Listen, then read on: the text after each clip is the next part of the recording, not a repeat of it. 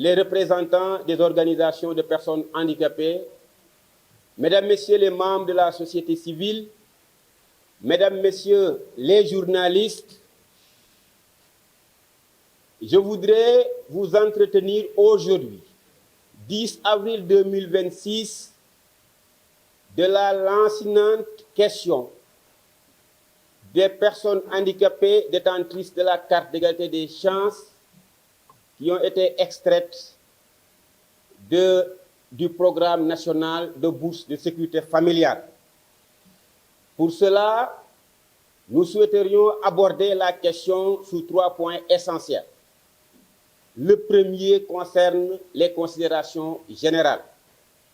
Le deuxième point aborde les fondements de notre conviction que ce retrait n'est pas justifié. Et le troisième point fait référence à des pistes de solutions que nous jugeons opportunes et urgentes. Mesdames, Messieurs, je souhaiterais d'emblée clarifier que cet entretien avec vous n'a nullement une base politicienne. Il s'agit pour nous d'informer nos compatriotes handicapés qui sont dans le désarroi, mais également en appeler à la compréhension des plus hautes autorités de ce pays.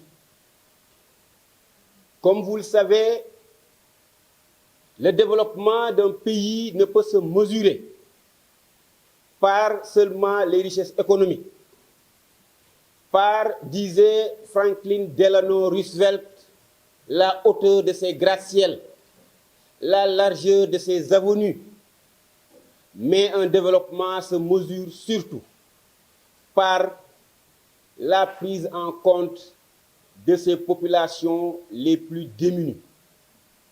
Et c'est la raison pour laquelle il est important de rappeler le contexte dans lequel nous baignons.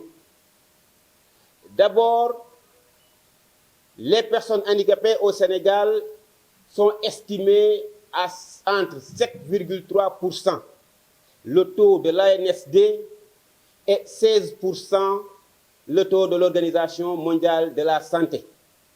Cela nous donne un taux médian de 11,5%, ce qui constitue environ près de 2 millions d'individus.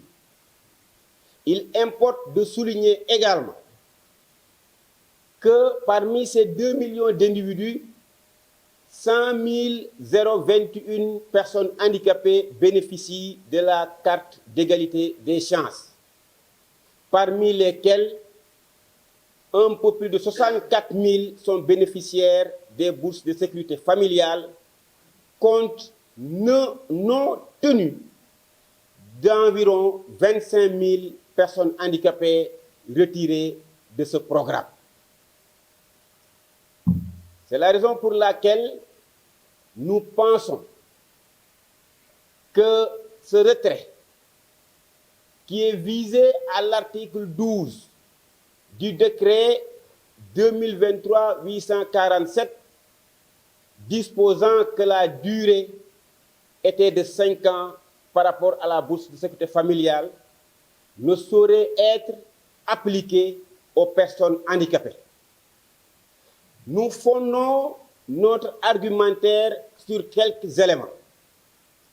Le premier étant, depuis longtemps, nous constatons que les mécanismes d'inventaire des programmes sociaux oublient ou marginalisent les personnes handicapées, comme le registre national unique l'a suffisamment démontré.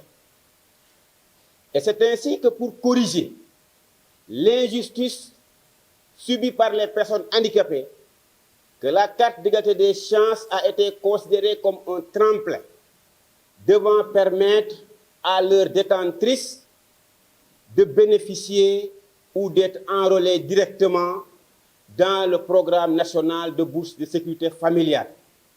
Ce qui veut dire que c'était une dérogation accordée aux personnes handicapées. Nous pensons également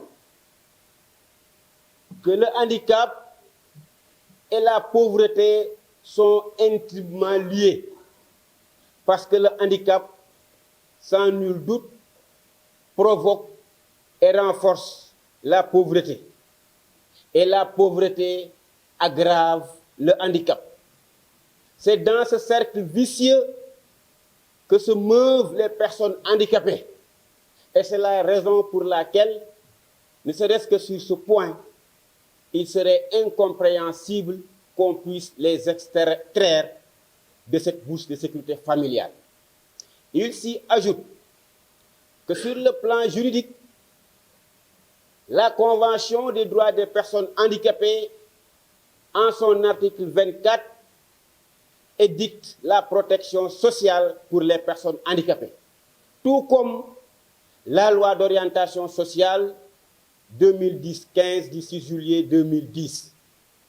Je voudrais également rappeler que même si le décret 2023-847 dispose en son article 12 qu'au bout de 5 ans, on devrait pouvoir changer le nombre de bénéficiaires, l'article 13 vient ici, comme une sorte de réserve, d'écrire clairement qu'il doit y avoir une évaluation préalable de la vulnérabilité et de la pauvreté.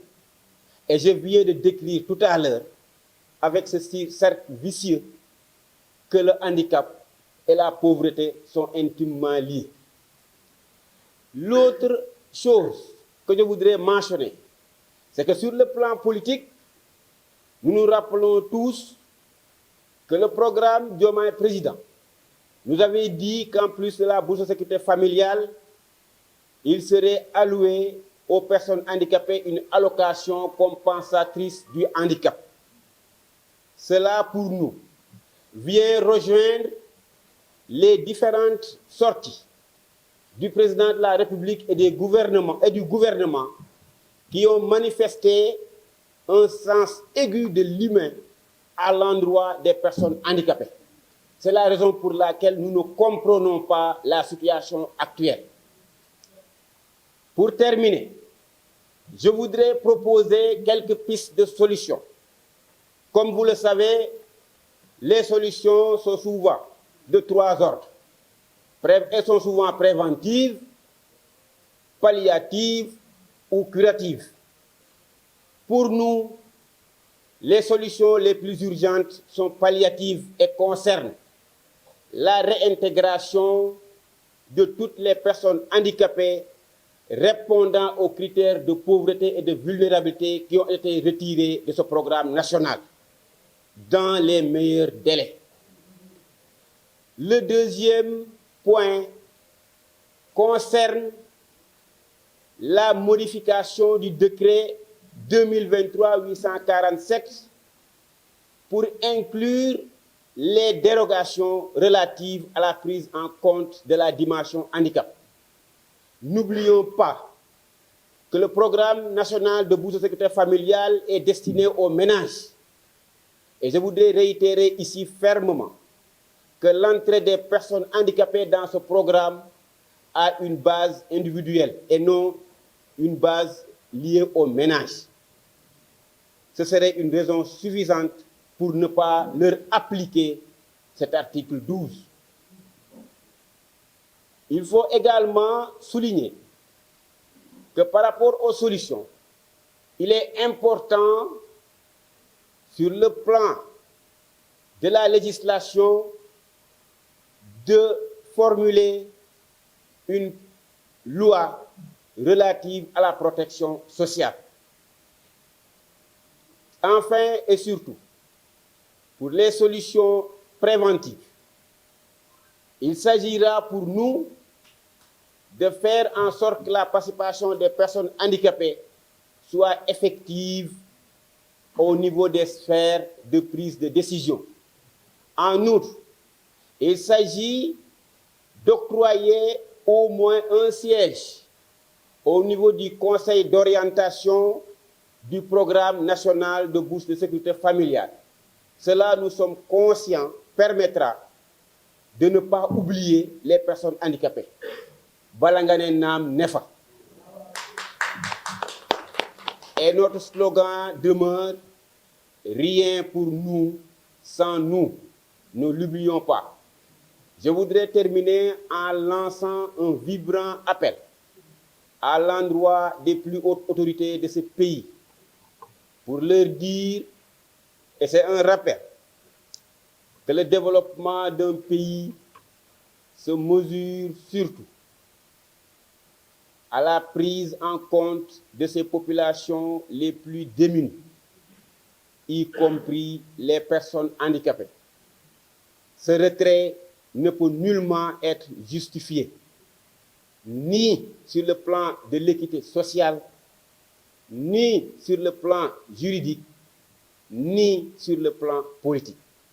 Je vous remercie de votre aimable attention.